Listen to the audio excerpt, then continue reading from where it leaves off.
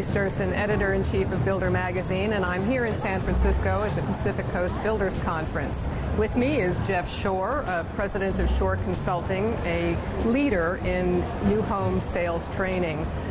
Jeff has just spent the day presenting here at the conference, but he's agreed to give us a few minutes of his time to let us know what he thinks about the state of sales and marketing for home builders today. Yeah. So, Jeff, what do you think is the biggest challenge facing builders in terms of sales and marketing? Yeah, I think it's probably just a mindset more than anything else, Denise. The market over the last 5 to 7 years has trained us to reactively change whether we wanted to or not, but it trained us for different conditions than we're facing now. I'm pretty bullish on the market. I think the market has come around. I think the wind is at our back, and I think the next few years are going to be very, very strong.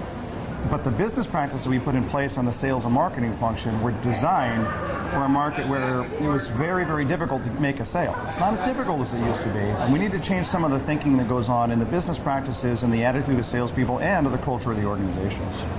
Can you give us some examples of some of those outdated business practices? Well, I mean, for one thing, we're seeing right now is a perfect example would be the idea of raising prices and simultaneously negotiating deals. So we're saying to customers, we've raised our price, but make me an offer.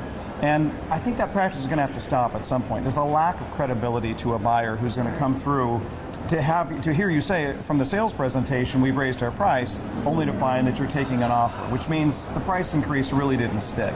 And I think price increases are very healthy for that customer to give them some sense that the market is headed in the right direction. So that would be one.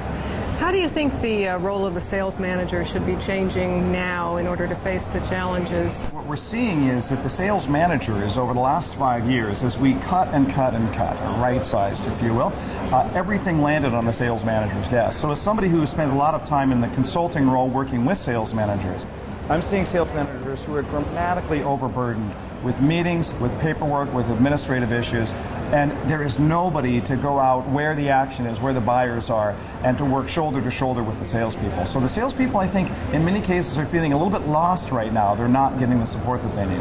What would you say to builders who would say that they still can't hire people to take up the slack there for what the sales managers are now doing so that they can spend all their time training their staff? It's a tough one. I mean, we are in a high-risk, high-cost business, but it's really a mindset shift in the thinking more than anything else, because when you think about the last 5+ years, it's all been about how do we protect the bottom line, and everybody is laser focused on the bottom line. Well, my thinking is if you want to protect the bottom line, the most serious impact is to increase the top line. If you increase the top line, everything changes. So right now we're micromanaging, a nickel a square foot here, and how do I save $500 over there?